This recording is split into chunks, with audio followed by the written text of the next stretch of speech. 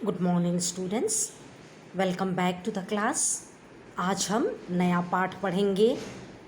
चपला देवी द्वारा रचित नाना साहब की पुत्री देवी मैना को भस्म कर दिया गया।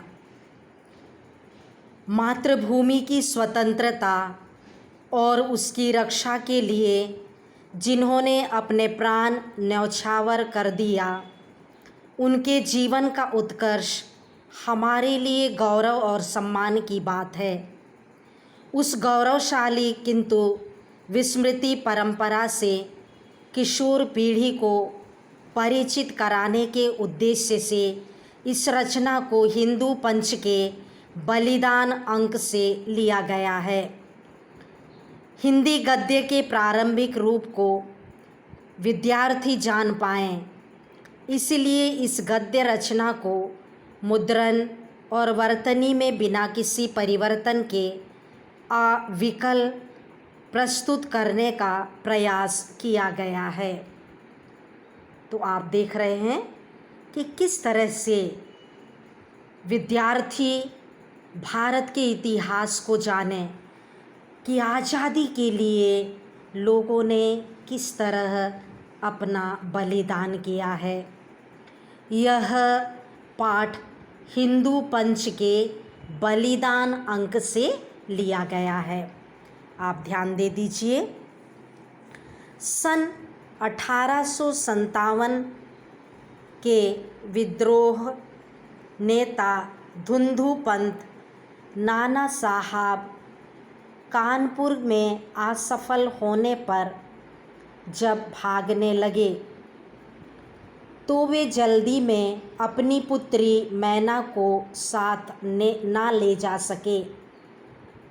देवी मैना बिठूर में पिता के महल में रहती थी, पर विद्रोह दमन करने के बाद अंग्रेज़ों ने बड़ी क्रूरता से उस निरीह और निरपराध देवी को अग्नि में भस्म कर दिया। उसका रोमांचकारी वर्णन पाषाण हृदय को भी एक बार द्रवीभूत कर देता है। आज़ादी की लड़ाई में ना जाने कितने लोगों ने अपनी जान गंवाई है।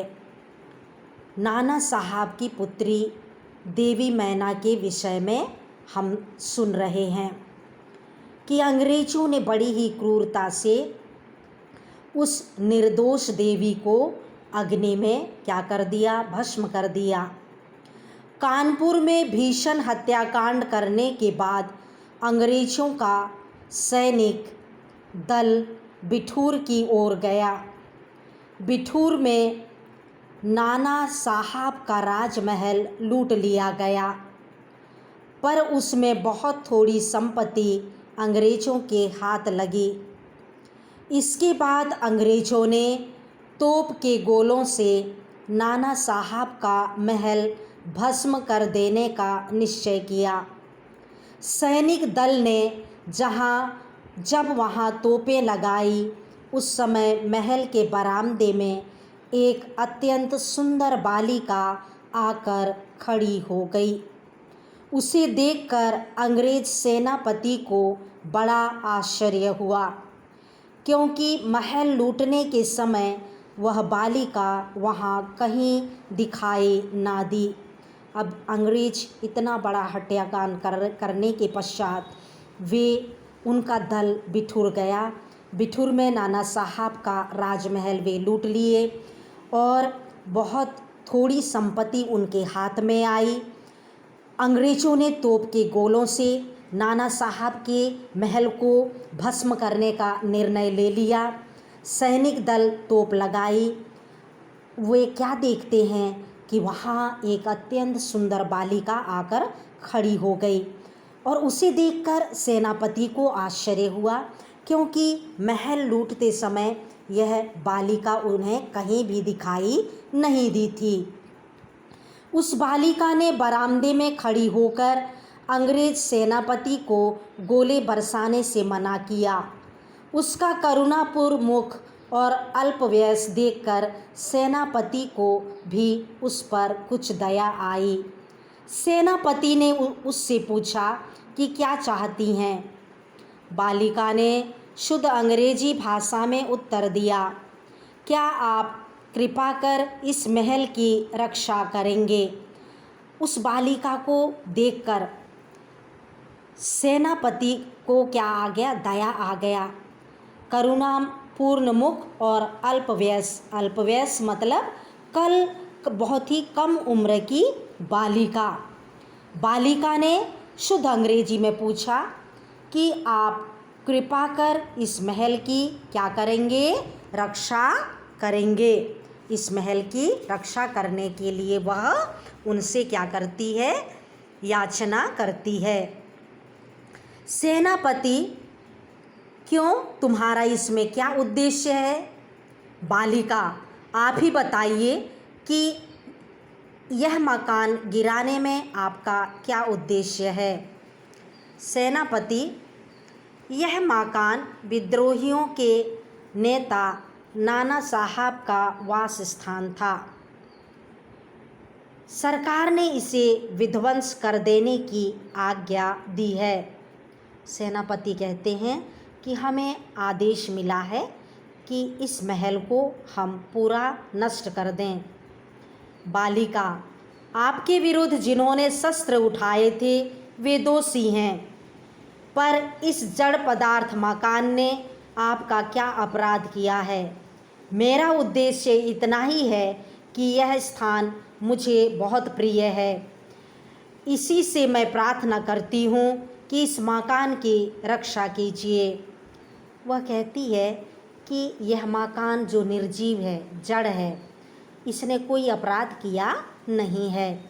यह मकान मुझे बहुत प्रिय है और यही कारण है कि मैं प्रार्थना करती हूँ इस मकान को नष्ट ना करें। सेनापति ने दुख प्रकट करते हुए कहा कि कर्तव्य के अनुरोध से मुझे यह मकान गिराना ही होगा, कि यह मेरा कर्तव्य है, मुझे आज्ञा दी गई है। मैं जानती हूँ कि आप जनरल हैं। आपकी प्यारी कन्या मेरी में और मुझ में बहुत प्रेम संबंध था। कई वर्ष पूर्व मेरे पास बराबर आती थी और मुझे हृदय से चाहती थी। उस समय आप भी हमारे यहाँ आते थे और मुझे अपनी पुत्री की ही समान प्यार करते थे। मालूम होता है कि आप वे सब बातें भूल गए हैं। मेरी की मृत्यु से मैं बहुत दुखी हुई थी। उसकी एक चिट्ठी मेरे पास अब तक है। यह सुनकर सेनापति के होश उड़ गए।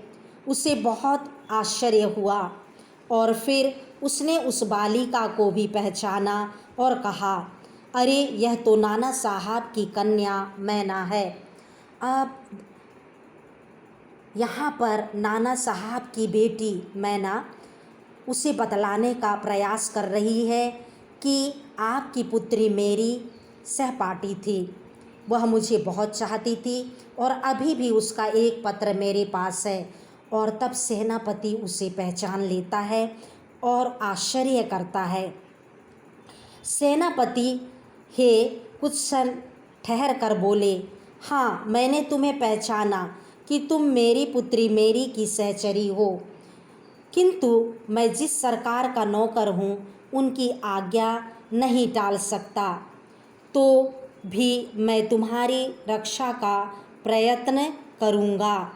तो सेनापति कहता है कि मैंने तुम्हें पहचान लिया और मैं जिसका नौकर हूँ उनकी बातों को टाल नहीं सकता, फिर भी मैं तुम्हारी रक्षा करने का प्रयास करूँगा।